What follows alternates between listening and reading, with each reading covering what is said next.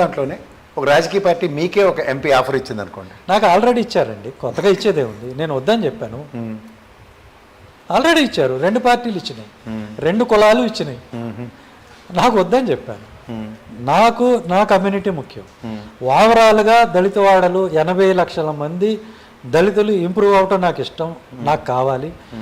80 లక్షల మంది దళితులు, క్రైస్తవులు. ఉదాహరణకు ఒక ఎంపీ లాట్స్ అండ్ 7 నియోజకవర్గాలను ప్రభావితం చేసే ఎంపీ రోల్ మీలాంటి వాళ్ళు ఒక వైటల్ రోల్ ప్లే చేస్తారని నేను అనుకుంటున్నాను. 7-8 నియోజకవర్గాలతో ఏమవుతుంది?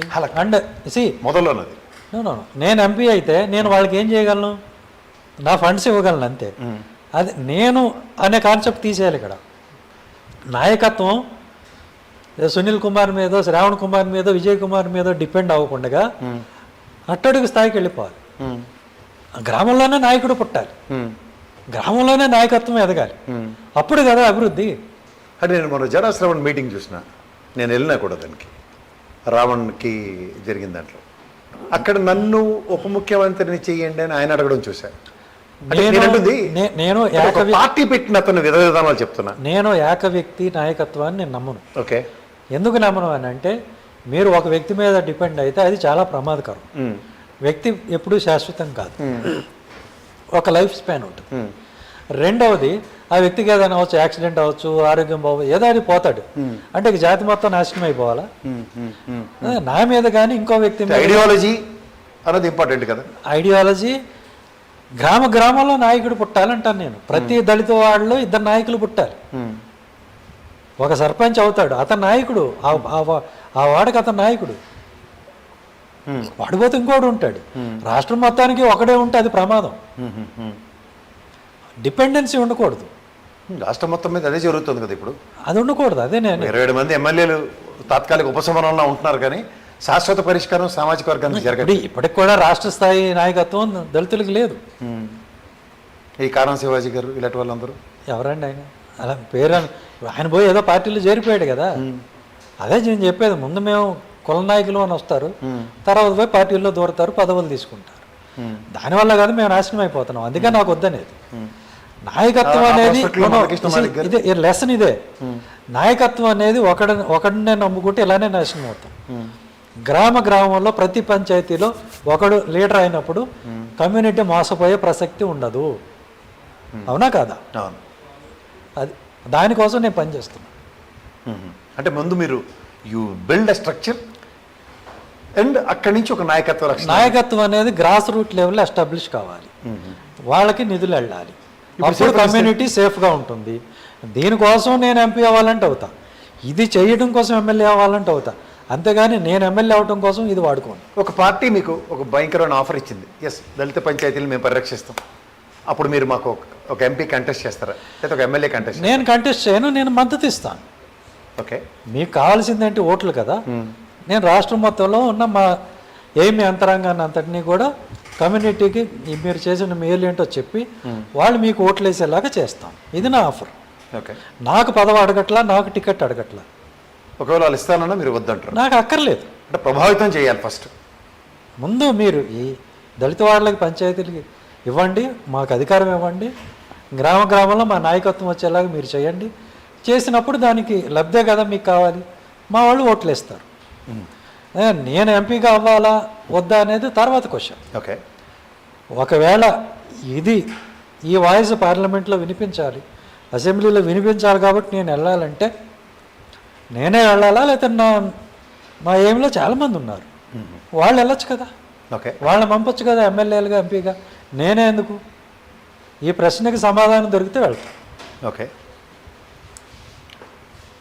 ఇప్పుడు అంటే మీరు ఒక సామాజిక స్పృహతో చాలా అంశాలు చేస్తున్న ఉదంతంలో మీతో పాటు నడిచే వాళ్ళని కలుపుకొని వెళ్ళడంలో మీకు వెనక ముందు లేదు. అలాగే కొన్ని సెక్టర్స్ ఉన్నాయి. ఇప్పుడు ఉదాహరణకి ఫిలిం ఫెటర్నిటీ ఉంది. ఇక్కడ తమిళనాడు తరహా ప్రభావితం చేసే సామాజిక స్పృహ మన వాళ్ళ దగ్గర లేదు, ఉండదు. దీంతో మీరు ఏకీభవిస్తారో విభేదిస్తారు? లేదు, ఉండదు అనే కన్నా కూడా మన దరిద్రానికి అలాంటి దర్శకులు, నిర్మాతలు దొరికారు. ఇప్పుడు తమిళనాడులో బాలచందర్ లాంటి గొప్ప డైరెక్టర్స్ వచ్చారు, భారతీరాజా, భాగ్యరాజ, గొప్ప డైరెక్టర్స్ వచ్చారు. వాళ్ళు మంచి సినిమాలు తీశారు. ఇక్కడ కూడా జనాలకి- శంకర్ గారు ఉన్నారు ఇప్పుడు ప్రజెంట్, జనాలకి టి కృష్ణ గారు చూపించారు. ఉండేవారు. జనాలకి చూపించారు, ఒరే సినిమా అంటే ఇలా తీయచ్చు అని చూపించారు, వాళ్ళు ఆదరించారు. జనాలు తప్పు పట్టద్దు. మన దగ్గర డబ్బులు కొద్దిమంది దగ్గరే ఉంటాయి. ఆ కొద్దిమంది పనికిమాలిన వెధవల్ని యాబ్రెస్ వాళ్ళందరినీ తీసుకొచ్చి డైరెక్టర్స్ని చేస్తే వాళ్ళు ఆ పనికిమాలిన సినిమాలే తీస్తారు. జనం ఏం చేస్తారు, ఏదో తప్పదో చూడాలి కాబట్టి చూస్తారు. వాటినే జనం ఆదరించారని. అంటే ఇప్పటికీ మీరు టి బాలచంద్ర గారి పేరు చెప్తున్నారు, సంతోషం. అలాగే మా టి కృష్ణ గారి పేరు కూడా చెప్పాలి కదా. టి కృష్ణ గారు, శంకర్ గారు కూడా ఒక్కనే వచ్చారు. ఒక సామాజిక స్పృహ కోసం చేస్తున్న సినిమాలు ఉన్నాయి కదా కొంతవరకు. అలాగే శేఖర్ కొమ్ముల, శేఖర్ కమ్ములే కొంతవరకు. అంటే అట్లీస్ట్ ఆయన చెడగొట్టే సినిమాలు తీయడు. లీడర్ తీశాడు కదా మంచి సినిమా పొలిటికల్గా. వీళ్ళు సమాజాన్ని చెడగొట్టరు కనీసం. హలో, సుకుమార్ కూడా తీసిన వాటిలో కొంత కాన్సెప్ట్ ఉంటుంది.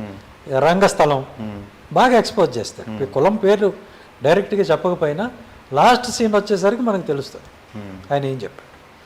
అట్లాగే పుష్ప కూడా అది చూడడానికి ఒక స్మగ్లర్ స్టోరీలా ఉన్నా కూడా అది ఒక సప్రెషను, దాని నుంచి వచ్చిన రెవల్యూషను అట్లా.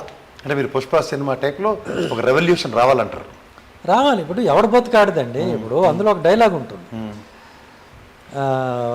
ఫారెస్ట్ ఆఫీసర్ చెప్తాడు, ఏమి నువ్వు ఇవన్నీ ఎందుకు చేస్తున్నావు, నువ్వు కూడా మంచిగా ఉండొచ్చుగా అంటే, స్వామి ఈ సమాజం నీకు తుపాకీ ఇచ్చింది, నాకు గొడ్డలు ఇచ్చింది, నువ్వు నీ పని చేస్తున్నావు, నేను అంతే కదా. వాడికి చదువుకునే అవకాశం ఉండుంటే వాడు కూడా ఆఫీసర్ అయ్యాడు. ఇప్పుడు దాకా జరుగుతుంది అయితే నాకు 80 సంవత్సరాలు జరుగుతుందంటే నాకు సమాజం మిమ్మల్ని సప్రెస్ చేయమని హక్కు ఇచ్చింది, మీరు సప్రెస్ అవుతున్నారు కాబట్టి సప్రెస్ చేస్తున్నాను అంతే అంతే. దానికి మీ సమాధానం గొడ్డల? దానికి సమాధానం మా ఓటు, అంబేద్కర్ గారు ఇచ్చిన ఓటు, చదువు. 80 సంవత్సరాలు బట్టి మీరు పోరాడాలి, పోరాడతాం. ఇప్పుడు మాయావతి గారు వచ్చారు, కాన్షీరామ్ వచ్చారు, తర్వాత ఆ తర్వాత తిరుమావళవన్ వచ్చాడు తమిళనాడులో. అవును, ఈ మధ్య రీసెంట్ సక్సెస్. అవును, మంత్రివర్గంలో ఉన్నారు. అవును. సో సక్సెస్ వస్తుంది, పనిచేయాలి. కానీ తర్వాత మీరు అంటుంది మాయావతి గారు కానీ కాంచీరామ్ గారు కానీ తిరుమావళవన్ తర్వాత గారి ఈయనైతే ఉన్నారు ఇంకా ఇప్పుడు ప్రజెంట్ మినిస్టర్ గారు. What about the legacy of Mayawati and Kanshi Ram? అయిపోయింది కదా ఉత్తరప్రదేశ్.